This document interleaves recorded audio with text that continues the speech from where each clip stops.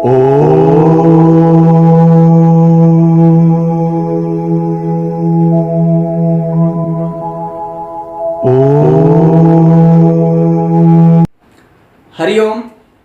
मित्राणि नमो नमः सर्वेभ्यः। स्वागतम सर्वेषां। स्वागत है मित्रों आप सभी का किरातार्जुनीयम की इस कक्षा में। मित्रों, हम महाकवि भारवी विरचित किरातार्जुनीयम के प्रथम सर्ग को पढ़ रहे हैं।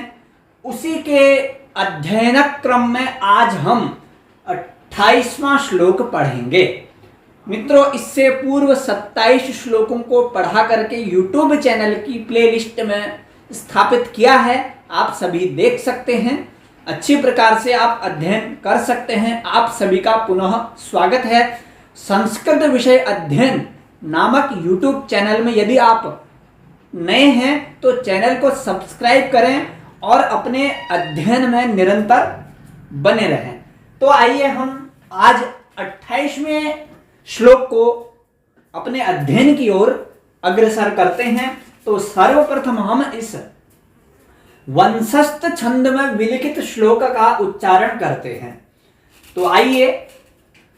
भवादृशेषु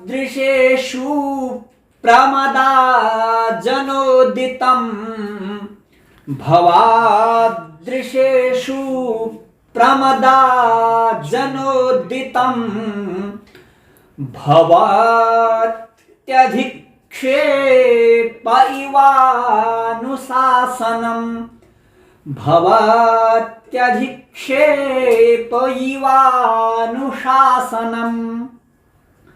तथापि वक्तुं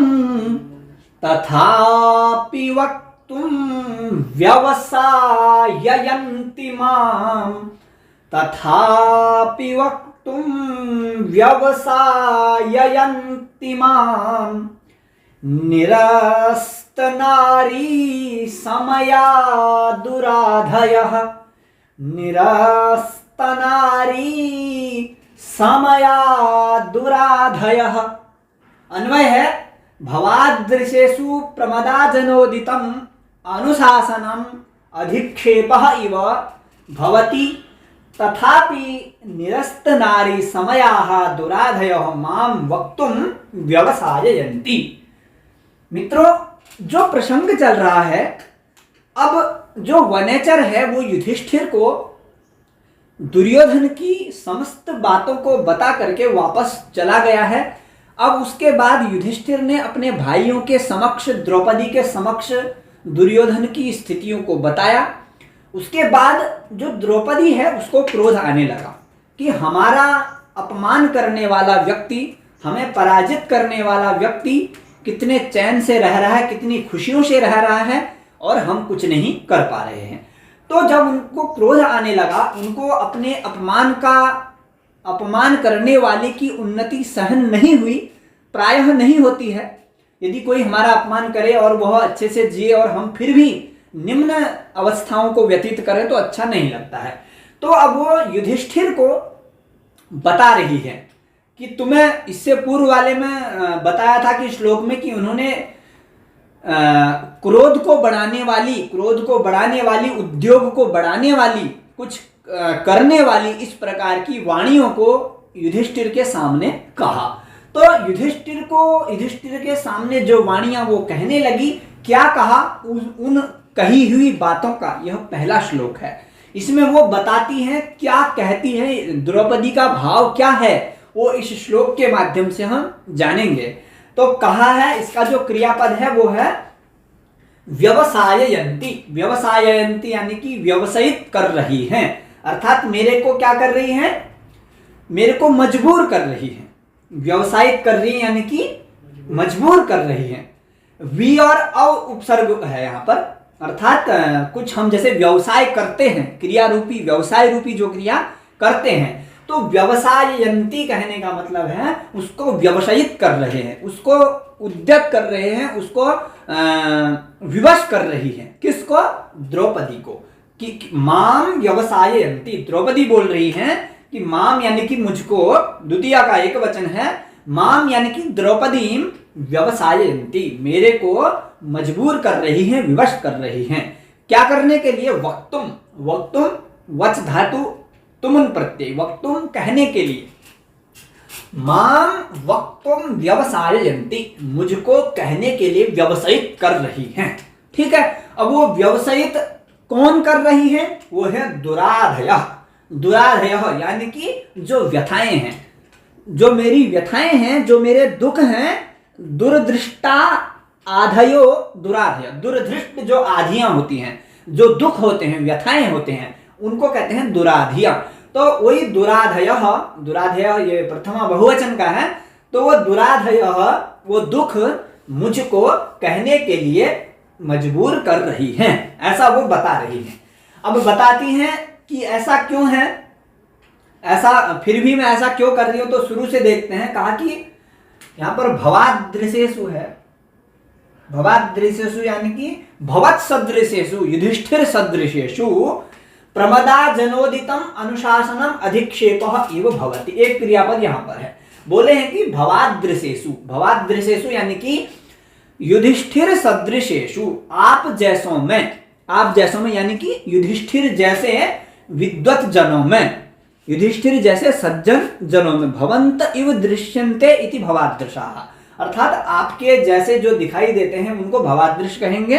और फिर तेषु भवादृशेषु यानी कि आप जैसों में प्रमदो जनितम अनुशासनम, प्रमदा कहते हैं पत्नी को, स्त्री कांता को, तो प्रमदा जनितम प्रमदायाः जनितम प्रमदो जनितम, तो प्रमदा जनित, प्रमदा एव जनः, प्रमदा ही जन है, जिसका जन है यानी कि अपना व्यक्ति है, अपनी पत्नी है प्रमदा स्त्री।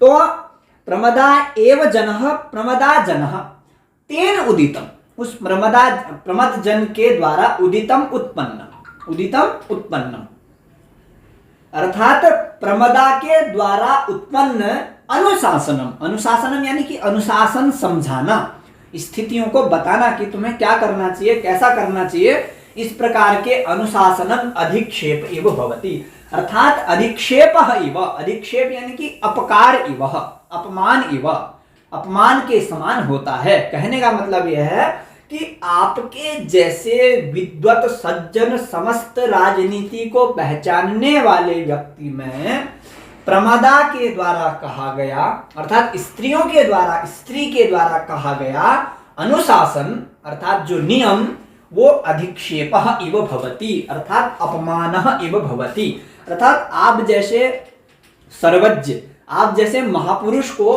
कोई स्त्री अनुशासन की बात समझाए तो आपका अपमान समान है, अर्थात आपका मानो अपमान कर रहे हैं। फिर भी कहती है तथापि, फिर भी अपमान तो है लेकिन फिर भी तथापि निरस्त नारी समयः दुराधयः माम वक्तुम व्यवसायन्ति, फिर भी मुझको कहने के लिए जो मेरा दुख है वो मुझको व्यवसायित कर रहा है।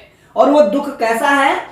निरस्त नारी समयाः, समयाः कहते हैं शील को, समय यानी कि शील जिसने खो दिया है, अर्थात वो क्रोधित हो चुका है, अर्थात अपनी व्यथाओं को प्रकट कर रहा है। तो निरस्त नारी समयाः, नारी समयाः कहेंगे, नार्याः समयाः, नारी समया यानी कि नारियों का जो शील होता है, नार्याः समयाः, नार्या समान, नारियों का जो अपना स्वभाव होता है, जो उनका आभूषण होता है, वो शील स्वभाव वो निरस्त, निरस्त यानी कि नष्ट हो चुका है।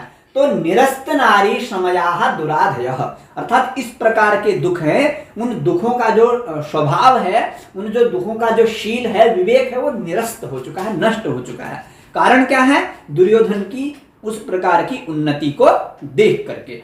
तो इस प्रकार की जो आधियां हैं, जो दुख हैं, वो मुझको कहने के लिए व्यवसायित कर रही हैं। जो ये निरस्त नारी समया, इसका जो समास किया है वो है नार्याः समया इति नारी समयाः, अर्थात नारियों का जो शील होता है वो उसको कहेंगे नारी समय। फिर कहा कि निरस्ता नारी समया यही, निरस्त हो चुका है नारियों का शील जिसके द्वारा निरस्त नारी समया, उसको कहेंगे निरस्त नारी समया, अर्थात नष्ट हो चुका है स्त्री का शील स्वभाव, जहां पर उस प्रकार की दुराधय, उस प्रकार के मेरे दुख, मेरे मन के जो दुख हैं, जो आधियां हैं, दुराधियां हैं, वो माम यानी कि मुझको, द्रौपदी को, वक्तुम यानी कि कहने के लिए, व्यवसाययन्ति मेरे को व्यवसायित कर रही हैं। स्पष्ट हो गया। तो इस प्रकार से ये जो श्लोक है थोड़ा सुक्ति परक भी हो सकता है, प्रथम वाली लाइन, क्योंकि इसमें बोला कि आप जैसे व्यक्ति में स्त्री के द्वारा बताया गया जो अनुशासन है, जो नियम है, वो अपमान के समान होता है, ऐसा बताना चाह रही हैं।